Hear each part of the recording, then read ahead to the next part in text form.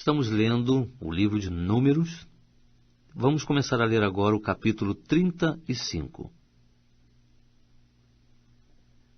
Disse mais o Senhor a Moisés nas planícies de Moabe, junto ao Jordão, na altura de Jericó: Dá a ordem aos filhos de Israel, para que da herança da sua possessão deem aos levitas cidades em que habitem.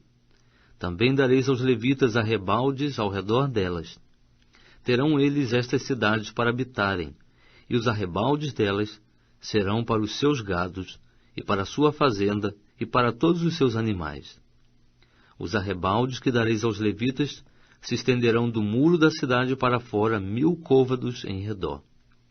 E fora da cidade medireis para o lado oriental 2000 côvados, para o lado meridional 2000 côvados, para o lado ocidental 2000 côvados, e para o lado setentrional 2000 côvados, e a cidade estará no meio. Isso terão por arrebaldes das cidades. Entre as cidades que dareis aos levitas, haverá 6 cidades de refúgio, as quais dareis para que nelas se acolha o homicida. E além destas lhes dareis 42 cidades. Todas as cidades que dareis aos levitas serão 48, juntamente com seus arrebaldes. Ora, no tocante às cidades que dareis da possessão dos filhos de Israel, da tribo que for grande, tomareis muitas, e da que for pequena, tomareis poucas. Cada uma segundo a herança que receber, dará as suas cidades aos levitas.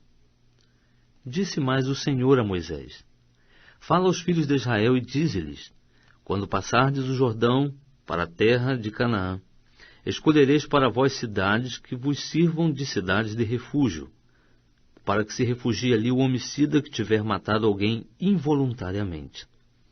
E estas cidades vos serão por refúgio do vingador, para que não morra o homicida antes de ser apresentado perante a congregação para julgamento. Serão 6 as cidades que haveis de dar por cidades de refúgio para vós. Dareis 3 cidades aquém do Jordão, e 3 na terra de Canaã, cidades de refúgio serão.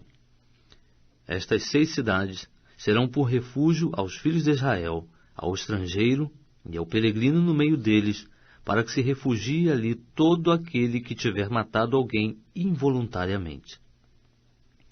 Mas se alguém ferir a outrem com instrumento de ferro, de modo que venha a morrer, homicida é, e o homicida será morto.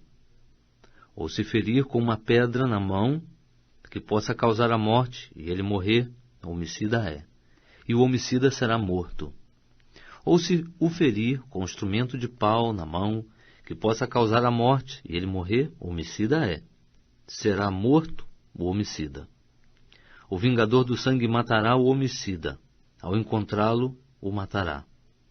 Ora, se alguém empurrar a outrem por ódio, ou de emboscada lançar contra ele alguma coisa de modo que venha a morrer, ou por inimizade o ferir com a mão de modo que venha a morrer, será morto aquele que o feriu, homicida é. O vingador do sangue, ao encontrá-lo, o matará.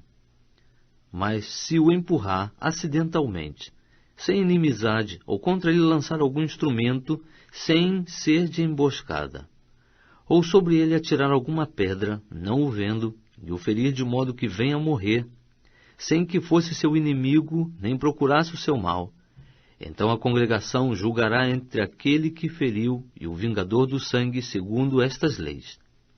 E a congregação livrará o homicida da mão do vingador do sangue, fazendo-o voltar à sua cidade de refúgio, a que se acolhera. Ali ficará ele morando até a morte do sumo sacerdote que foi ungido com óleo sagrado. Mas se de algum modo o homicida sair dos limites da sua cidade de refúgio, onde se acolhera, e o vingador do sangue o achar fora dos limites da sua cidade de refúgio e o matar, não será culpado de sangue. Pois o homicida deverá ficar na sua cidade de refúgio até a morte do sumo sacerdote. Mas depois da morte do sumo sacerdote, o homicida voltará para a terra da sua possessão. Estas coisas vos serão por estatuto de direito pelas vossas gerações em todos os lugares da vossa habitação. Todo aquele que matar alguém será morto conforme o depoimento de testemunhas. Mas uma só testemunha não deporá contra alguém para condená-lo à morte. Não aceitareis resgate pela vida de um homicida que é réu de morte, porém ele certamente será morto. Também não aceitareis resgate por aquele que tiver acolhido a sua cidade de refúgio, a fim de que ele possa tornar a habitar na terra antes da morte do sumo sacerdote. Assim não profanareis a terra da vossa habitação, porque o sangue profana a terra. E nenhuma expiação se poderá fazer pela terra por causa do sangue que nela for derramado, senão com o sangue daquele que o derramou. Não contaminareis, pois, a terra em que haveis de habitar, no meio da qual eu também habitarei. Pois eu, o Senhor, habito no meio dos filhos de Israel.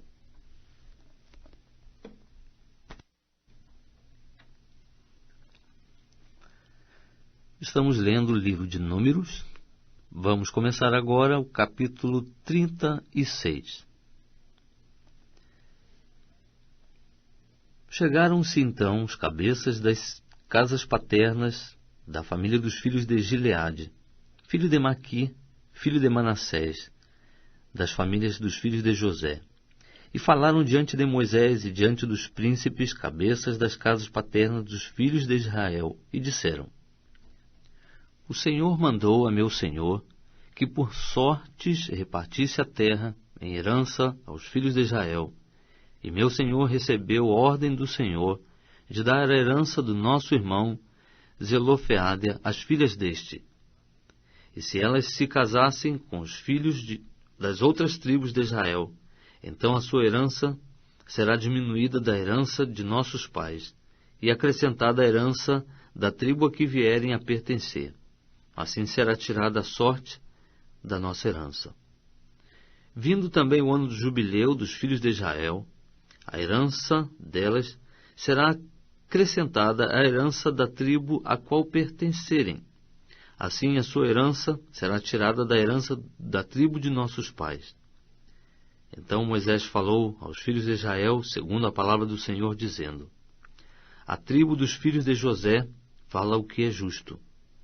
Isto é o que o Senhor ordenou acerca das filhas de Zelofeade, dizendo: Casem com quem bem parecer aos seus olhos, contanto que se casem na família da tribo de seu pai.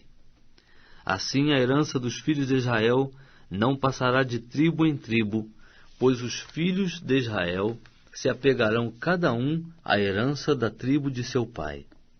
E toda filha que possuir herança em qualquer tribo dos filhos de Israel se casará com alguém da família da tribo de seu pai, para que os filhos de Israel possuam cada um a herança de seus pais.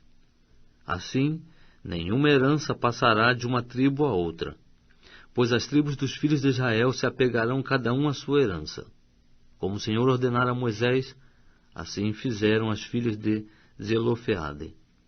Pois Macla, Tirza, Ogla, Milca e Noa, filhas de Zelofeade, se casaram com os filhos de seus tios paternos.